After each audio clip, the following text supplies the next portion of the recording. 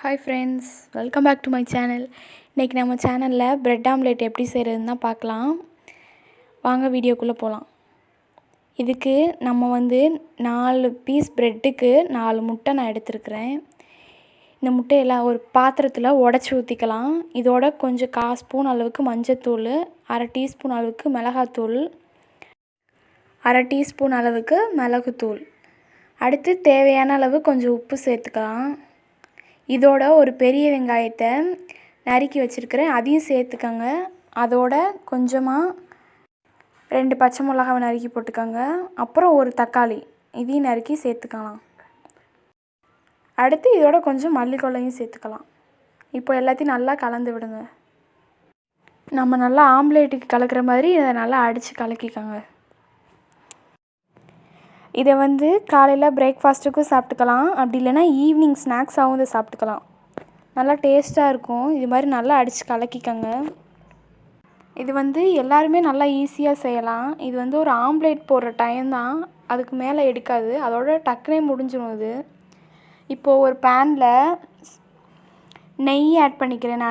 நான் என்கிட்ட பட்டர் இல்லாதனால நான் நெய் ஆட் பண்ணியிருக்கிறேன். பட்டர் இருக்கவங்க பட்டர் ஆட் பண்ணிக்கலாம். இது மாதிரி எல்லா சைடும் நல்லா சுற்றி தடவி விட்டுக்கோங்க. இதில் நான் 2 பீஸ் ப்ரெட்டு போடுறேன். இது மாதிரி போட்டுக்கோங்க. இதை எல்லா சைடும் நெய் போகிற மாதிரி எல்லா சைடும் நல்லா பரட்டி போட்டுக்கோங்க. நெய்யோ பட்டரோ ரெண்டுமே இல்லாதவங்க எண்ணெய் கூட யூஸ் பண்ணிக்கலாம்.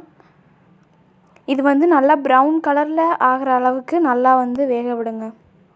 இந்த ஸ்டேஜ் வர்ற அளவுக்கு நல்லா பரட்டி போட்டுகிட்டே இருங்க. ரொம்ப கருக விட்டுறக்கூடாது.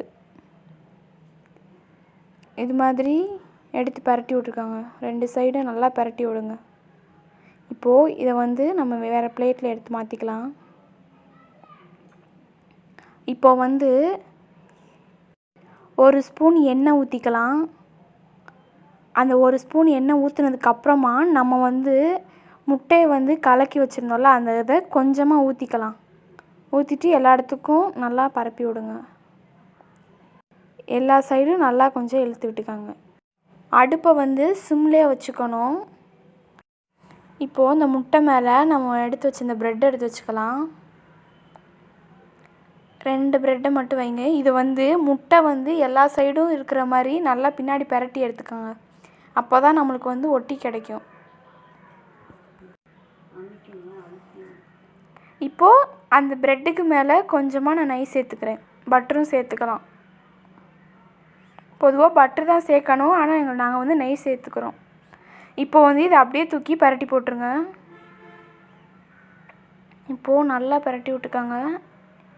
இது கொஞ்சம் முன்னாடி வெந்ததுக்கப்புறம் திரும்ப நம்ம முன்னாடி பரட்டிக்கலாம். இப்போது இது மாதிரி ஆனோடனே நான் முன்னாடி பரட்டிக்கிறேன்.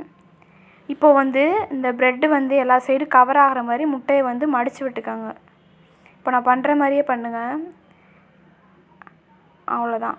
இது மாதிரி மூடி விட்டுக்கோங்க. இப்போ நம்மளுக்கு ரெடி ஆயிடுச்சு. இப்போ இதை இன்னொரு பிளேட்டில் மாற்றிக்கலாம். அவ்வளோதான். ப்ரெட் ஆம்லேட் இப்போ நம்மளுக்கு ரெடி ஆயிடுச்சு. பார்க்குறதுக்கே ரொம்ப கிறிஸ்பியாக இருக்குது. நீங்களும் வீட்டில் போய் ட்ரை பண்ணி பாருங்கள். எப்படி இருந்துச்சுன்னு கமெண்ட் பாக்ஸில் கமெண்ட் பண்ணுங்கள். இந்த வீடியோ உங்களுக்கு பிடிச்சிருந்துச்சுன்னா லைக் பண்ணுங்கள். நம்ம சேனலில் இப்போ தான் ஃபர்ஸ்ட் டைம் பார்க்குறீங்கன்னா சப்ஸ்கிரைப் பண்ணுங்கள். பக்கத்தில் இருக்கிற பெல் ஐக்கானை கிளிக் பண்ணுங்கள். தேங்க்யூ.